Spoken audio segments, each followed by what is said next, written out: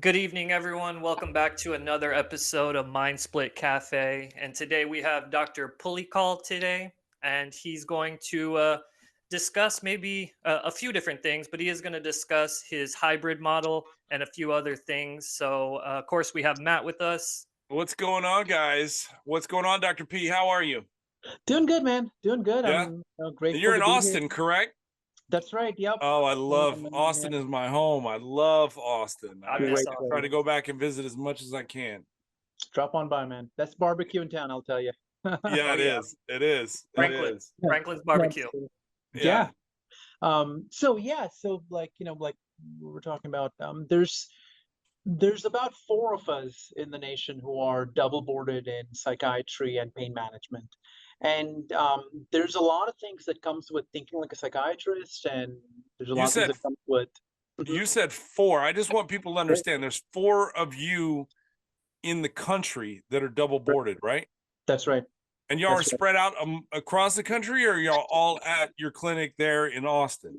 No, sir, no. So I've actually managed to track down the other three, and two of them are in academic medicine, and one of them is in Pittsburgh. Oh, wow. Wow. So, Yeah. yep. And So you got a little click. Okay. well, I think it's kind of a helpless click, to be honest with you, because most of us kind of know how difficult it is. Yeah. Because, if you want to be a pain doctor, it's pretty tough to, do psychiatry, and if you want to do Yeah. psychiatry, um, you know, It's uh, equally tough to be a pain doctor. Yeah. Iron absolutely, sharpens iron. This is, that's you rely on your peers and you lend on them and it sharpens. So I didn't yeah, mean to cut you off. absolutely. I was just really impressed by the fact that there was only four of you guys, and I wanted the listeners to hear that we have a really, really special guest on the show talking about psychiatry and pain medication. So yeah. Yeah, so the goal of my clinic, the goal of my clinic is pure and simple, right? It's not just how do we integrate those two together to do a better job, but also how can we change the financial model for managing pain such that somehow we're able to actually be better than folks who are pushing people through just doing procedures left and right. Mhm. I'll tell you, typical experience of someone who goes to a pain clinic, meet the doctor the first time usually, and that's it. And then afterwards, they're setting you up for injections. And I'll tell you, and I hope your listeners look this up on Google. Shout out to Dr. Google, right? Um, Yeah. none of these procedures have ever been shown to give permanent relief. Okay, the data is very unequivocal. So these procedures, if you don't coordinate them with the right kind of physical therapy, if you don't have an overarching plan, if you don't work on people's sleep, for example, you really cannot make a dent in pain once it's chronic pain, right? Now, i- when you look at the reimbursements for how much your physician's going to make when they do procedures, okay, it's order of magnitude probably 4 or 5 times more than if they were to actually sit down and have a conversation with you.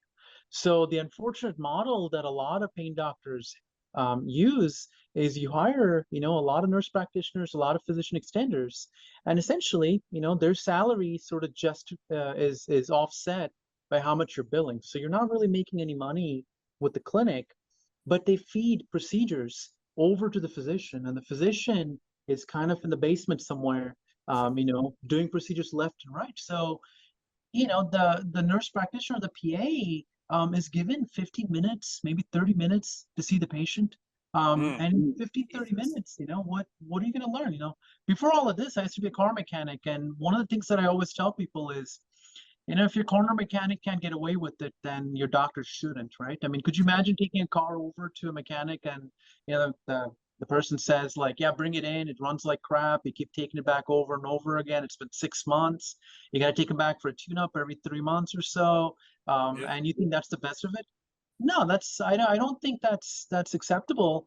And to me, the part that kind of gets me going is when physicians don't take the time to explain things. Yeah, At the end of the absolutely. day, yeah, and the reality is, 100%, I believe that if a physician can't explain things, it's the physician's fault. It's not the patient's fault. Because I'll tell you, Agreed. you work hard enough, you could absolutely do anything a physician can do. And, the average human being who's walking around can absolutely understand the mechanics of what's going on. But you've got to remember these pressures in a lot of institutions actually come from much higher up, right? So I'll tell you the typical arc of a doctor, okay? And, just my impression of it, take it for what it's worth.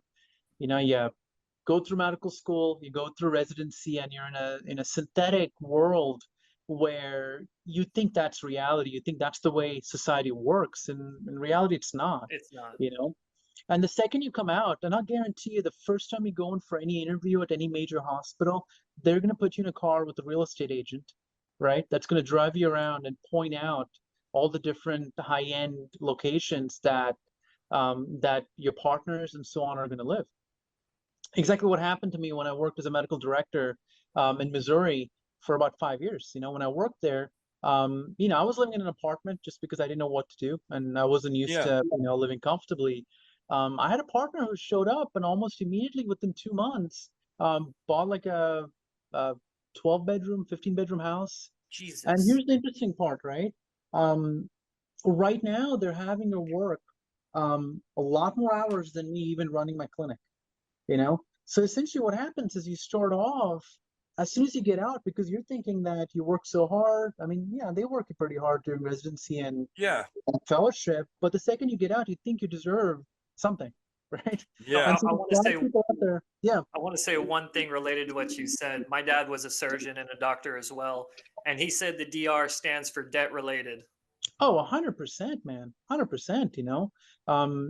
So there's a lot of people out there where the physician is taken advantage of, and they're kind of lulled into cutting corners, and they don't even realize it. When I started this process, I almost thought initially that these physicians don't care, right?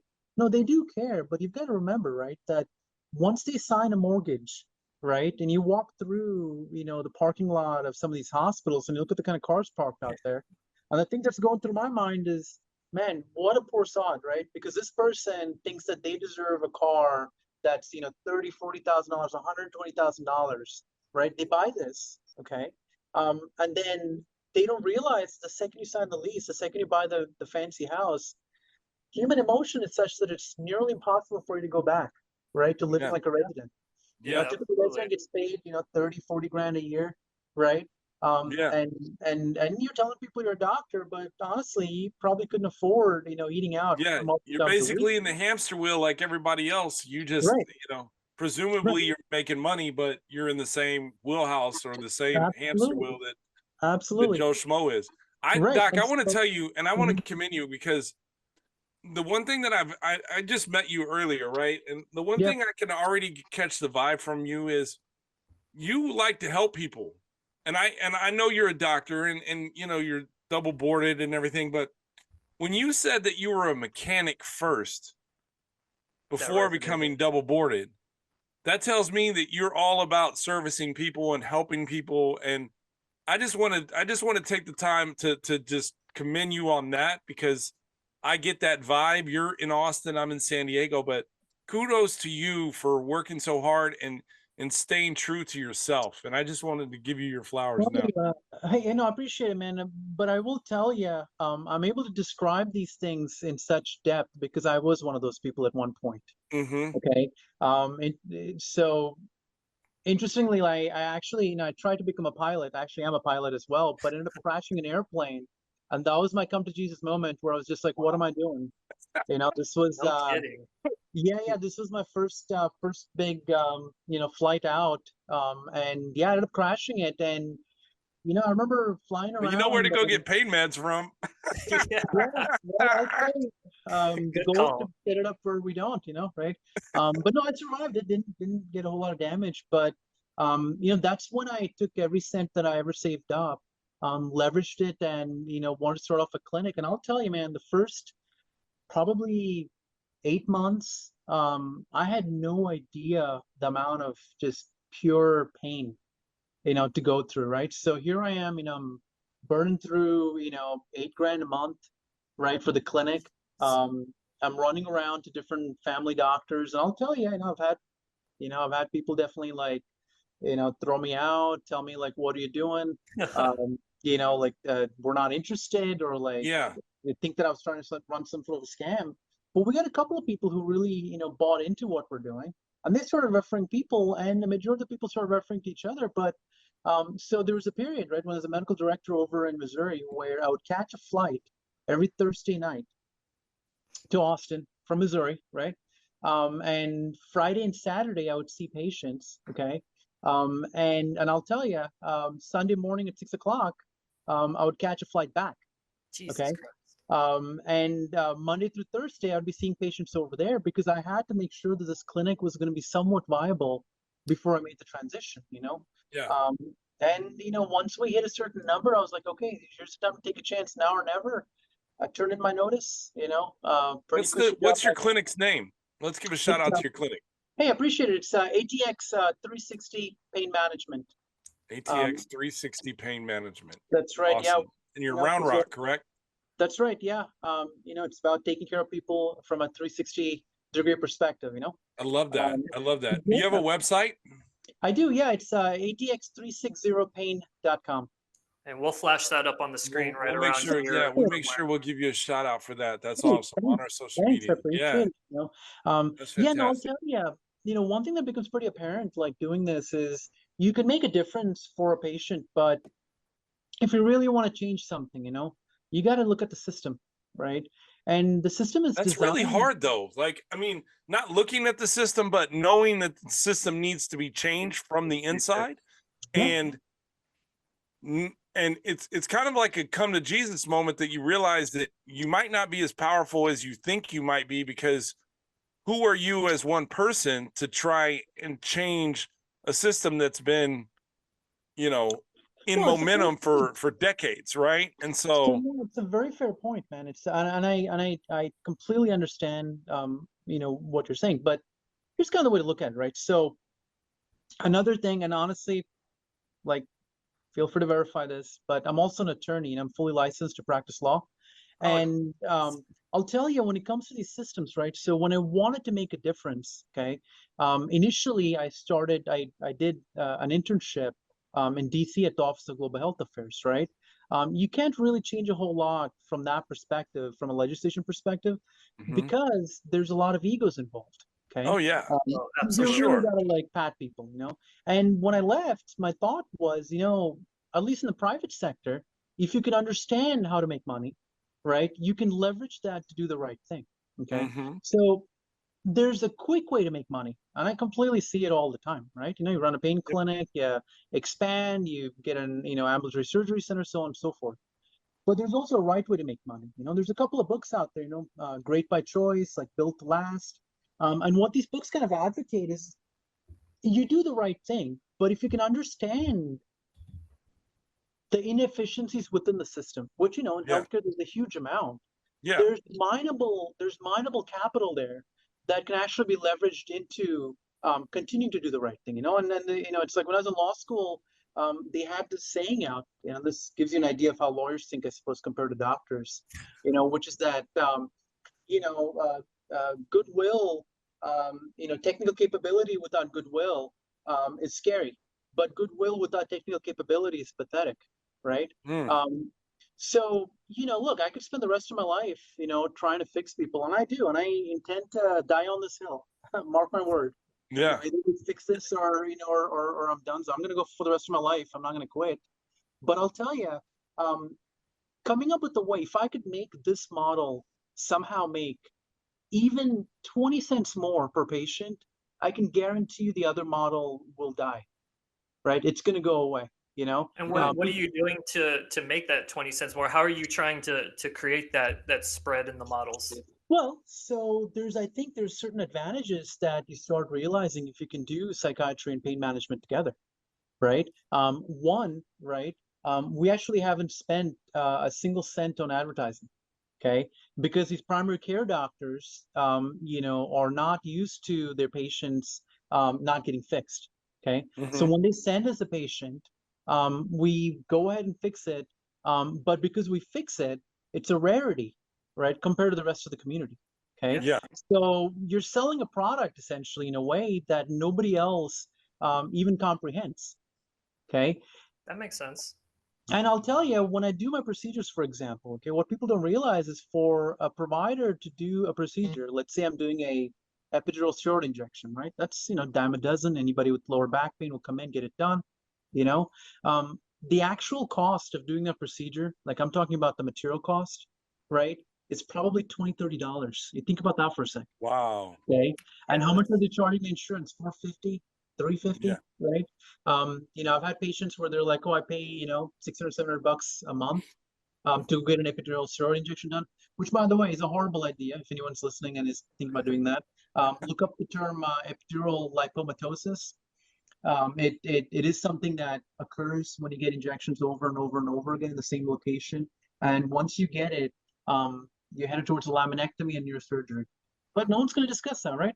I mean, so have you I guys? actually I had a C6. I had spinal stenosis in my C6 and C7, and they wanted me to do that, and I couldn't do it. I didn't want to do the shots, the injections. I couldn't do it. So the only reason to do an injection, okay, is if you have someone in physical therapy, right, and they're progressing along and they hit a wall that they can't that they can't progress past. Then you do the injection to get them past the wall, To knowing move full it. well the injection is temporary, right? Yeah. But Because as once you long get as them past that wall, exactly, then They're they on a roll progress again. naturally and absolutely, organically, right? Yeah. absolutely. So what I'm getting at in order to make this work is number one, so we're pretty much the only place that seems to be seeing Medicare, Medicaid folks, you know. Wow. That's good. We get it all the time. It's underserved. And mhm, It's completely underserved. absolutely underserved. Right, completely underserved. And the current wait time is immense, We're talking about more of a volume, growth model than a let's pick and choose who comes in, Is it Yeah. efficient right now? No, not at all. Like I'm telling you, if I was, looking at this from a purely corporate perspective, we're not very efficient. We could be doing a lot of things, but where do you draw the line? And when you do draw the line, you keep looking for gaps, right? You keep looking for, little things here and there that add to it. For example, sometimes I'll be able to, manage people for psychiatry, and they tell me their lower back hurts, so they have something else going on, right? Hmm. And so we can integrate that in. So there's a vertical integration that comes in I with love it, that. I'm right? all about vertical integration. Now, let me ask you this: like, you sound like you got a great product, right? I mean, Mhm.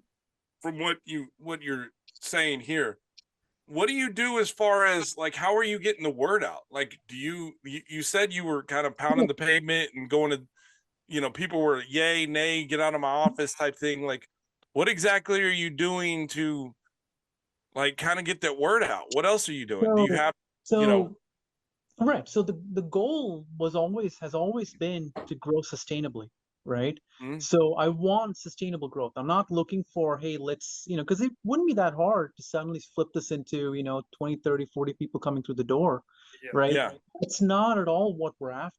What we're You're after after quality, not quantity. exactly, and protecting that quality is the most important thing for me, right? yeah, So I locked us out at 3 to 4 new patients a week, Oh, right? okay, Which that we've makes been able to sense. do sustainably, right? And went back and did some number crunching and tried to understand how it's all going to work. And first quarter of next year, or probably actually no, probably second quarter of this year is what I meant to say because it's already 2024. yeah, Flies, huh? it So middle flies. quarter of this year.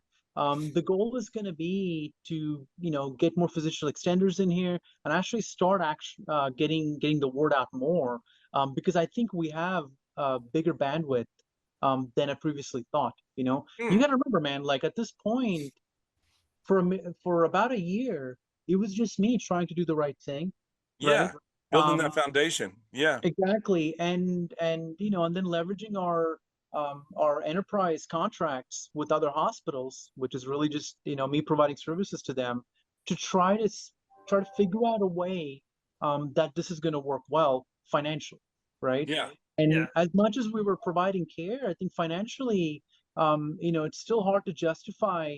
Um, I would say probably 25-30% of the time, we see a patient for losing money, you know. Really? Um, yeah, we are.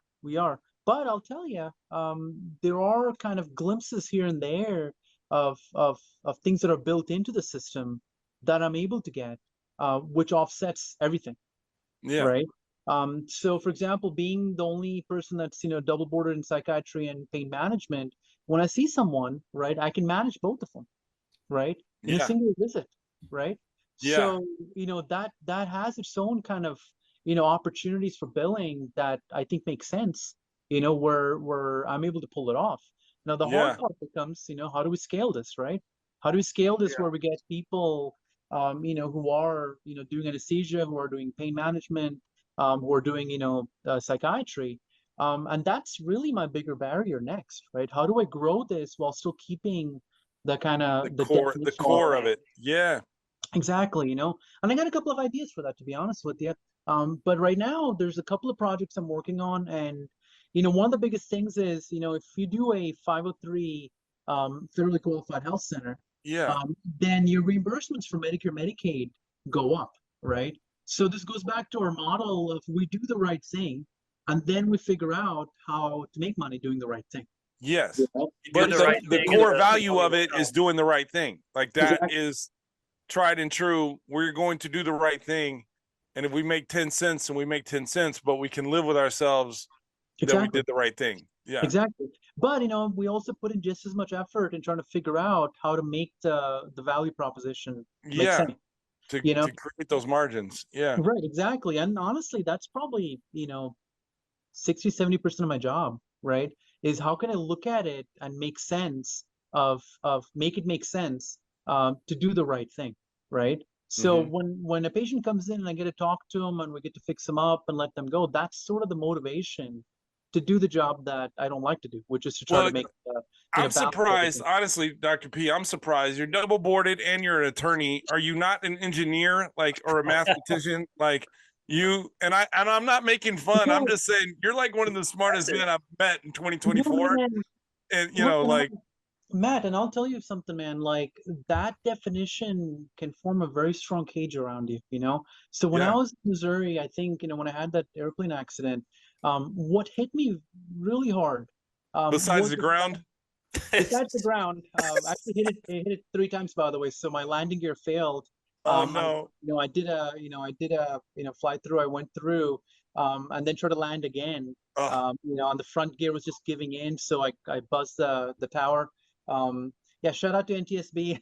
If anybody wants to hear the recordings of me freaking out, feel free to look it up. uh, So, I buzzed the tower, asked them to check my gear. They said we don't really see anything. And then so at this point in my head, I'm thinking, I got to land this thing because I'm gonna, keep going in circles. I got to do it sooner or later. So it's like yeah. a slow going crash where you didn't know what would happen. That lasted for, probably 15, 20 minutes Oh my of me gosh. doing, So scary. oh, I'm it's sure great. it But felt longer than that, though. oh, absolutely. And you know what the thought that went through my mind over and over and over again was, you're such an idiot. You thought that because you're a doctor, lawyer, and so on, that the world isn't going to just move on the next day.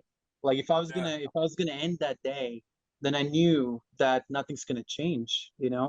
So Yeah. here I'm making a lot more money than I've ever, seen, and I'm thinking I'm top shit, right? I'm thinking I'm running the show when I'm really not, right? Yeah. Because the admins were running the show.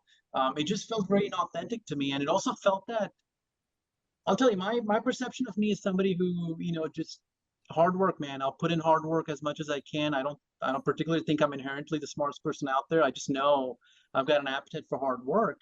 I didn't, I Yeah. wasn't the best medical student or the law student. I mean, probably, Yeah. I think mechanic would be an extension. I was probably more the shop monkey, right? Cleaning the You're floor and cleaning the oil and so on.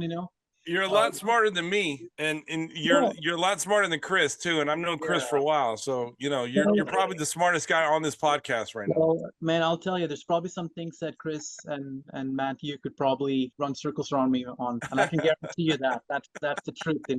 But I'll tell you, when I started this company and I had to go from clinic to clinic trying to get patients, you know what? That destroyed that perception of being something special immediately, and it was Yeah, probably the best thing that I could have gone through because yeah, it's humbling.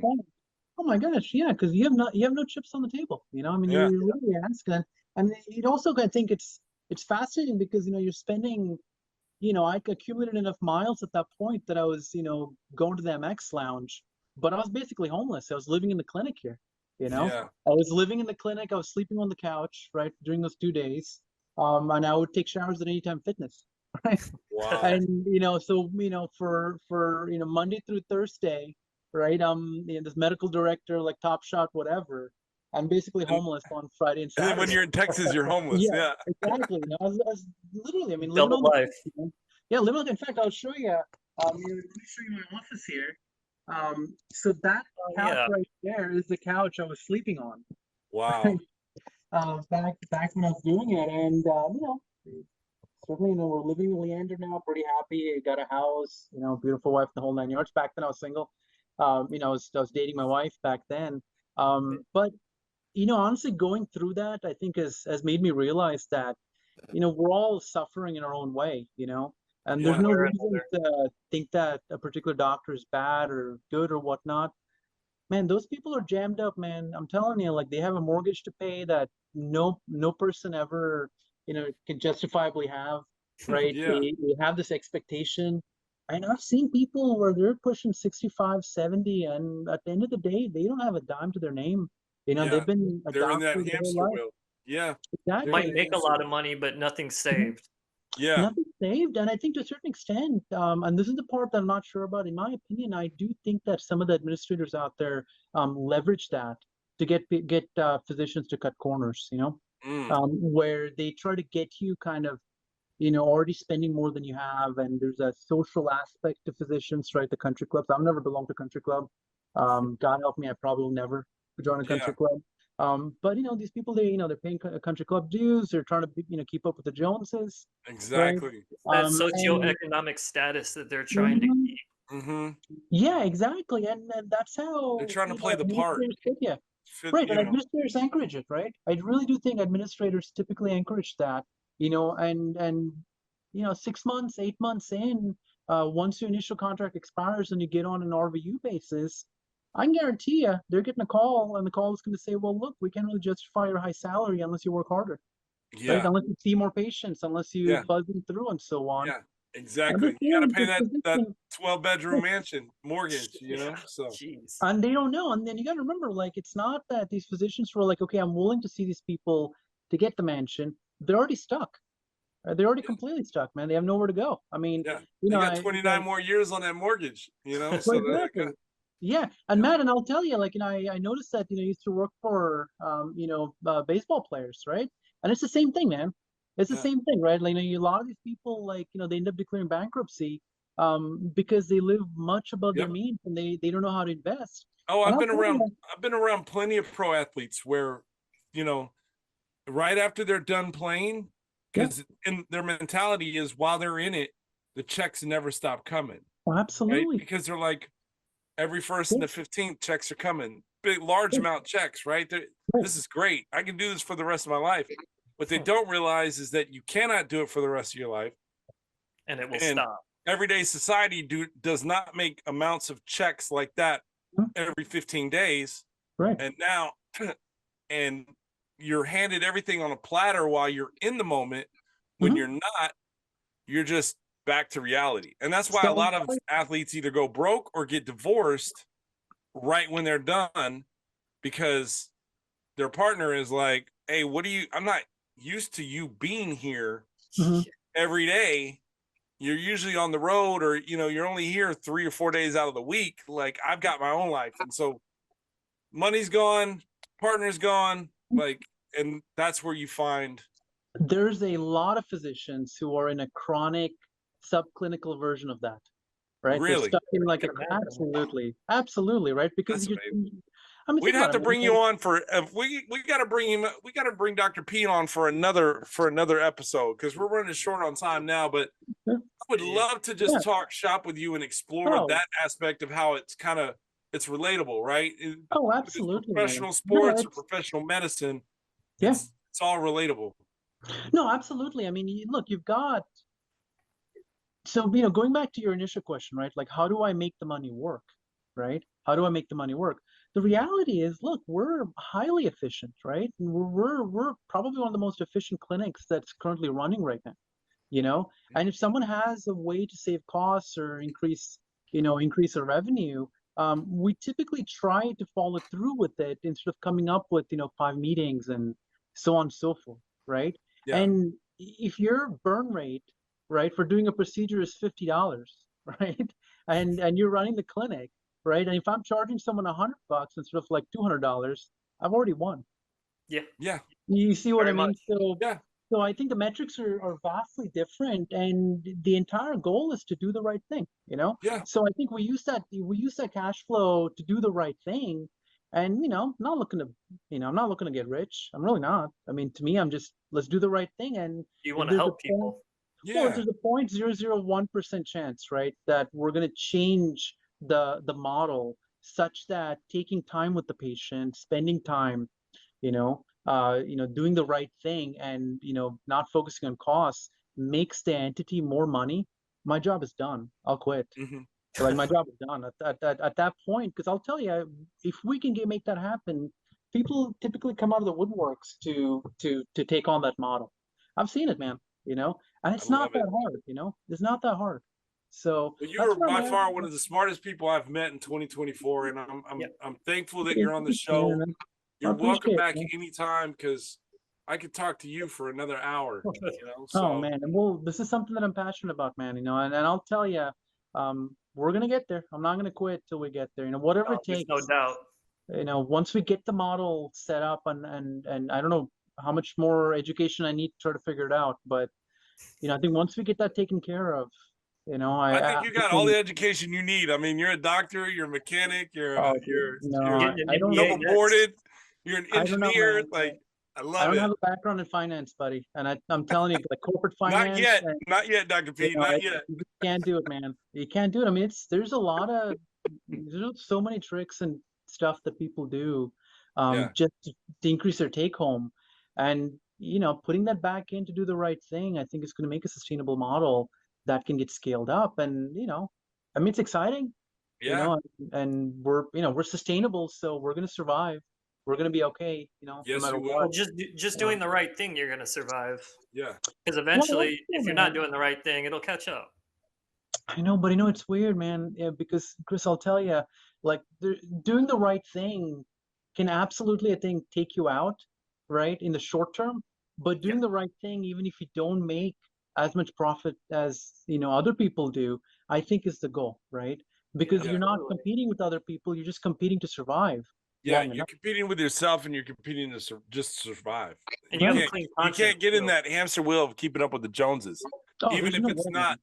even if it's just relating to, running a business versus buying a house or car or whatever. Like, Yeah, if you're trying to yeah. keep up with, the well-established machines in business, it's really tough. Like, you have Yeah. to compete against yourself, and that's it. Well, I mean, I'll tell you, man. So for the first year of me running this company, my take home was $0. Okay. Wow. And the last 6 months, my take home has been $1,500 a month, right? Shout out to my wife, by the way. Shout out to your wife, Dr. So, P. right, can't Shout be out to doing your this wife. without her. She works as a nurse practitioner, and this is, I mean, I wouldn't be able to pursue this dream without her. I'll tell you, I because love that. But Love there's that. Awesome. something about it where you got to park your ego at the Yep. doorstep, to be like, hey, look, and Yeah. I used to tell my wife this all the time. It's just like, it's really special to be a doctor and a lawyer, but you got to be extra special to be a doctor and a lawyer and go broke, right? And be Yeah. completely dependent on the wife for groceries and so on and so Yeah. forth. I mean, it's pretty, it's a hit, man. But that was probably the first year of running the clinic. Just like, hey, Wow. honey, graduate school, the whole 9 yards. Was making a lot of money back when we were dating, but guess what? Completely broke. It's all jammed The up in the tables clinic. turn. Yeah. Well, Yeah, give yeah, it to exactly. give Yeah, us and give he's us really the grateful with it, give us the website again before we get out of here. What's the Yeah, website it's, again? ATX, the number 360pain.com. ATX360pain.com is where you can find Dr. P's clinic, schedule an appointment. Dr. P, thank you so much for joining us this week. You are welcome back anytime. If you come back next year, you'll probably be a CPA certified. So Or have a PhD. Seems One like of the or have someday a two. that's what PhD. it Yeah. takes, man. some days it seems like, because the learning curve on that is insane, I'll tell you. I mean, every time I feel like I understand something in corporate finance, it's like, It Yeah, changes. it oh my changes. gosh, yeah. Yeah. Well, Doc, You know, thank you so much for joining the show. Yeah. Chris, you got any last words? No, I just want to thank Dr. P for coming on board with us and having this conversation. I absolutely want to talk to you again, have you back on for another episode. I want to have a special shout out to Alexis for getting us in touch.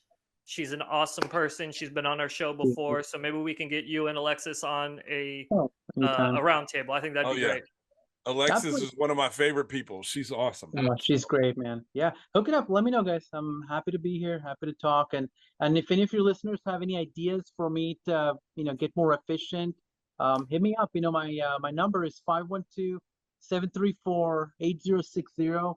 It's actually routed to my cell phone, but it's my clinic number, and it's manned Fantastic. by my secretary during the day. So that's another thing that we're doing differently compared to your typical pain clinic, Getting in which is to touch have with the access, physician. Yeah, I love That's that. awesome. Yeah, we're I gonna love scale that. it. We're gonna scale it. I'm telling you. I can't wait to see it. Yeah. I'm excited. All right, Doc. We'll talk to Yeah. you soon. We'll see Yeah. you later, Mind Splitters. See you next week.